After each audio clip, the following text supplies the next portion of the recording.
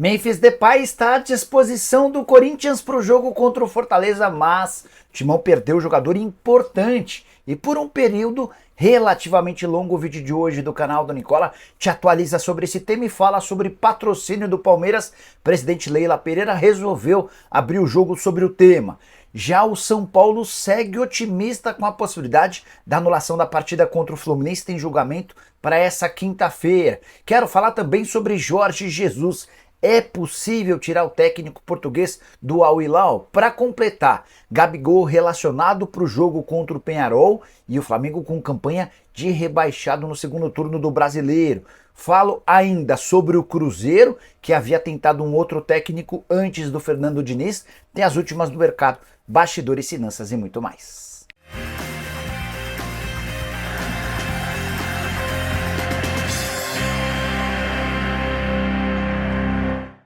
Fala aí pessoal, sou Jorge Nicola, bem-vindos a mais um vídeo do canal, sempre bom ter vocês por aqui, sem perder tempo, só pedir para deixar like, se inscrever no canal e ativar todas as notificações. Bora contar também que todo esse conteúdo é um oferecimento de 1xBet, a mais antiga parceira do canal do Nicola. Tô colocando na tela jogos dessa terça-feira, começando com o Campeonato Espanhol, tô fazendo uma dupla, imaginando as vitórias de Sevilha e Real Madrid. Se esses resultados acontecerem, a gente consegue uma cotação bem legal. À noite temos Libertadores da América e Sul-Americana. Na Libertadores, o River é bem favorito contra o Colo-Colo. Na Sul-Americana, confesso que estou bem confuso em sobre o que apostar. Confronto entre Corinthians e Fortaleza.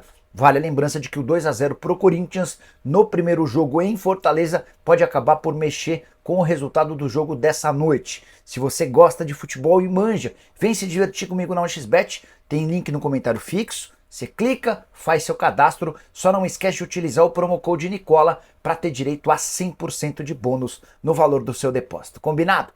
Bora começar o vídeo com aquele tradicional giro de notícias para você ficar super bem informado. Primeira informação vem do jornal Marca da Espanha, que crava: Vinícius Júnior será eleito bola de ouro pela revista France Football em cerimônia marcada para 28 de outubro.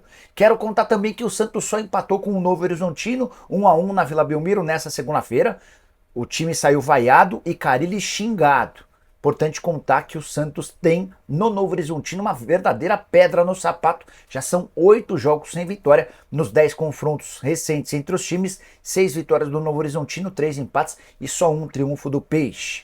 Já o Internacional foi avisado de que Gabriel Mercado não atua mais nessa temporada. Ele sofreu uma lesão no ligamento cruzado anterior do joelho esquerdo no confronto contra o São Paulo. Só volta em 8 a 9 meses. Já o Atlético Paranaense demitiu Martim Varini, técnico uruguaio que era auxiliar de Paulo Pesolano.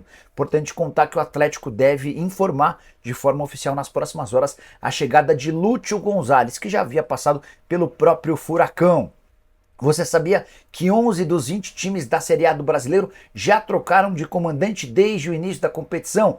Os 9 clubes que seguem com os mesmos treinadores são Atlético Mineiro, Bahia, Botafogo, Criciúma, Flamengo, Fortaleza, Grêmio, Palmeiras e Red Bull Bragantino.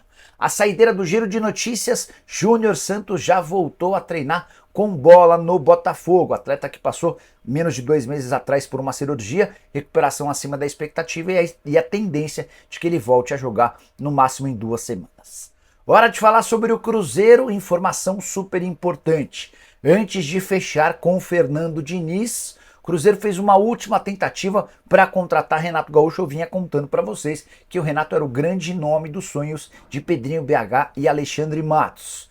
Mas, como todos sabem, o Renato tem contrato com o Grêmio até dezembro e entendeu que ficaria muito mal para o clube que o abriu as portas, onde ele é extremamente ídolo, deixar o Grêmio antes do fim do campeonato, especialmente porque o Grêmio ainda corre risco de rebaixamento. Diante do não do Renato Gaúcho, o Cruzeiro fechou uma negociação que já durava pelo menos 10 dias com o técnico Fernando Diniz. As conversas entre Diniz e representantes do Cruzeiro começaram depois daquela derrota por 1-0 pro São Paulo, que atuou com o time reserva e mesmo assim venceu o Cruzeiro no estádio do Mineirão. Só para arrematar em relação a Renato Gaúcho, a ideia do Cruzeiro era manter o Fernando Seabra até dezembro e contratar o Renato Gaúcho no ano que vem. Mas a série ruim de resultados, só uma vitória nos últimos 8 jogos do Campeonato Brasileiro, fizeram com que o Cruzeiro tomasse a decisão. Por sua vez, o Grêmio de Renato Gaúcho tem um segundo turno de Campeonato Brasileiro interessante. Terceiro time que mais somou pontos, são 16, só atrás do Fortaleza com 19 e do Palmeiras com 17. Hora de falar sobre o Flamengo com duas novidades importantes. A primeira delas, Gabigol está relacionado para a viagem que o Flamengo fará nessa terça-feira rumo a Montevidéu, capital uruguaia, e palco na quinta-feira do jogo contra o Peñarol. Existia muita dúvida em relação ao Gabigol. O Diogo Dantas, jornalista do jornal O Globo, chegou a publicar que o Gabigol havia sentido uma nova lesão. Tanto o Flamengo quanto o atacante desmentiram a informação e comunicaram que o Gabigol viaja com o time ficando à disposição do técnico Tite. Resta saber se o Tite vai utilizar o Gabigol ou não. Nas 35 partidas em que esteve à disposição desde a chegada do Tite, o Gabigol só foi titular em 3. E nas 3, em jogos que o Flamengo jogou com o time reserva. Só para completar, contar uma novidade. O Flamengo não costuma viajar com 2 dias de antecedência. Em geral, a viagem se dá na véspera do confronto, mas no caso específico desse jogo contra o Peñarol, mudança na programação.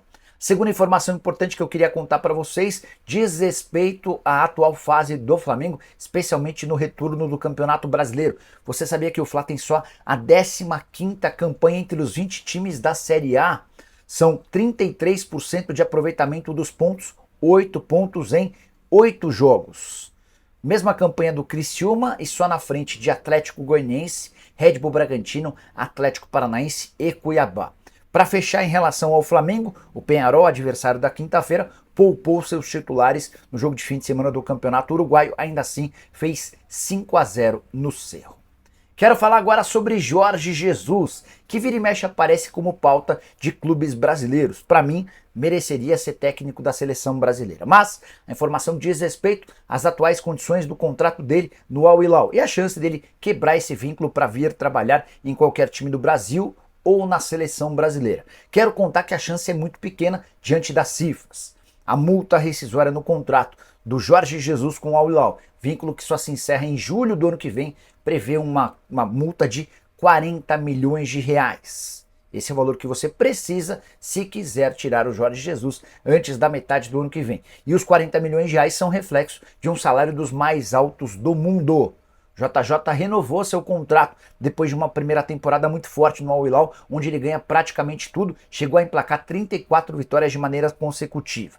Até por isso ele garantiu 20% de aumento na sua remuneração e passou a ganhar 12 milhões de euros livres de impostos por temporada. Isso equivale a 73 milhões e 600 mil. Se a gente dividir por 12, dá para dizer que o JJ fatura 6 milhões de reais mensais sem qualquer tributo. Dinheiro que cai livre nas contas do técnico português. Só para arrematar em relação a Jorge Jesus, ele é o nome dos sonhos, especialmente de BAP, que é o candidato de oposição com mais chances de vencer Rodrigo Dunche, o candidato da situação de Rodolfo Landim, na eleição do Flamengo marcada para 9 de dezembro. Bora mudar de assunto e falar sobre o São Paulo. Na quinta-feira, ou seja, daqui a 2 dias, ocorre no STJD, Superior Tribunal de Justiça, o julgamento do pedido do São Paulo para anulação da partida contra o Fluminense. Só para explicar, o Fluminense venceu o São Paulo por 2-0, mas o primeiro gol da partida, marcado pelo Cauã Elias, nasce de uma jogada irregular.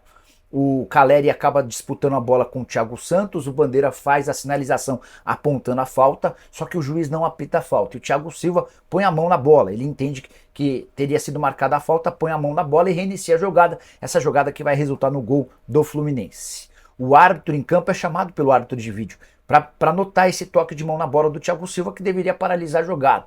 O árbitro ignora essa recomendação do árbitro de vídeo e na frase do VAR está muito claro que ele não marca a falta. Baseado nisso, São Paulo alega que houve um erro de direito, ou seja, o não cumprimento das regras do jogo, e pede a anulação da partida. Nessa quinta-feira ocorre o julgamento.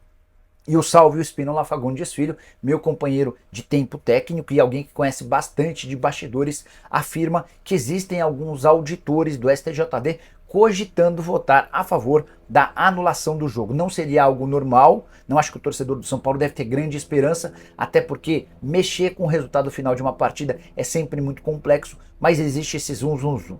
O que pode pesar a favor da não anulação do jogo é o fato de o São Paulo ter perdido o prazo para entrar com esse recurso. Imagino que essa seja a saída para que não tenha de ser anulada a partida. Só para completar sobre o São Paulo, quero contar que o tricolor que enfrenta o Botafogo no Morumbi nessa quarta, precisando de qualquer vitória para passar a próxima fase da Libertadores da América, pode ter Luciano no lugar de Lucas Moura. Essa chance tem sido treinada pelo técnico Luiz Ubeldia. Outra novidade sobre o tricolor, Ferreira ainda não tem sua presença confirmada no banco de reservas, mas é uma alternativa, atacante que está recuperado de lesão. Bora mudar de assunto e falar sobre o Palmeiras, mais especificamente a respeito dos patrocínios para a próxima temporada. Leila Pereira lançou nessa segunda-feira a sua plataforma para tentar reeleição para presidente e deu uma série de declarações, as principais relacionadas a patrocínio.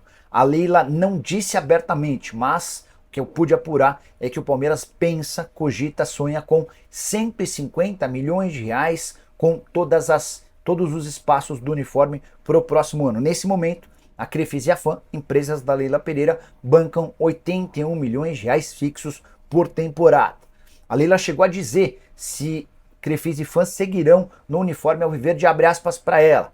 Daqui a uns 10 dias, isso vai estar resolvido em relação a valores. E aí, se a Crefisa decidir cobrir a proposta, eu vou submeter meu valor ao COF, que é o Conselho de Orientação Fiscal.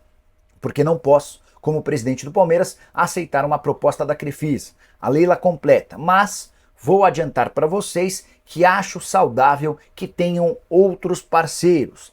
É um spoiler que eu estou dando para vocês, fecha aspas. Todo mundo que esteve no evento ficou convencido de que Crefisa e FAM não seguirão mais patrocinando o Palmeiras. Elas podem até seguir em algum outro espaço, mas a Crefisa deixará depois de 6 anos, até mais, né? Porque faz 6 anos que não há um reajuste nos valores. Mas Crefisa e FAM viraram patrocinadoras do Palmeiras ainda na época do Paulo Nobre. Então é o fim de uma era e o Palmeiras tentando praticamente dobrar seus vencimentos com o uniforme. Só para arrematar, contar que Abel Ferreira será julgado por gesto obsceno contra a arbitragem naquele jogo contra o Flamengo e a pena dele pode chegar a 6 partidas de suspensão. Hora de te atualizar sobre o Corinthians. Quero falar sobre lesão de Memphis Depay e um jogador que vai ficar fora por até 6 semanas. Primeiro, sobre o Memphis, que estreou no último sábado, 29 minutos, saiu da Neoquímica Arena direto para uma clínica, com a suspeita de uma lesão no tornozelo. Felizmente para o torcedor corintiano, nenhuma lesão foi constatada. Ele treinou normalmente nessa segunda-feira e está à disposição do técnico Ramon Dias para o confronto dessa noite contra o Fortaleza. Ele só não joga se o Ramon não quiser. Mas há outro jogador que vai parar por até 6 semanas. Eu me refiro a Thales Magno, que sofreu uma lesão na coxa esquerda. O próprio Corinthians já divulgou que essa lesão tem grau 2. Não é a mais grave de grau 3, mas também não é a mais leve. Tempo de recuperação de 4 a 6 semanas. O Thales Magno vira desfalque para o confronto contra o Fortaleza e para os jogos contra o Flamengo na Copa do Brasil. Se o Corinthians passar pelo Fortaleza, também não deve ter condição de disputar a semifinal da Sul-Americana, confronto que será contra o vencedor de Atlético Paranaense e Racing, time brasileiro e time argentino. Provável Corinthians para a noite dessa terça-feira. Hugo no gol, Mateuzinho, Félix Torres, André Ramalho e Hugo ou Bidu. No meio campo com José Martínez, Charles, Rian ou Kaká. Se não entrar o Rian, serão 3 zagueiros, além do Igor Coronado na frente, Romero e Yuri Alberto. O que você pensa sobre o time e sobre a ausência do Thales Magno? Já uso o espaço para comentário. Avalie e fale sobre o que quiser. Não esqueça também de deixar like, de se inscrever no canal. A gente se encontra mais tarde. Abraço, tchau!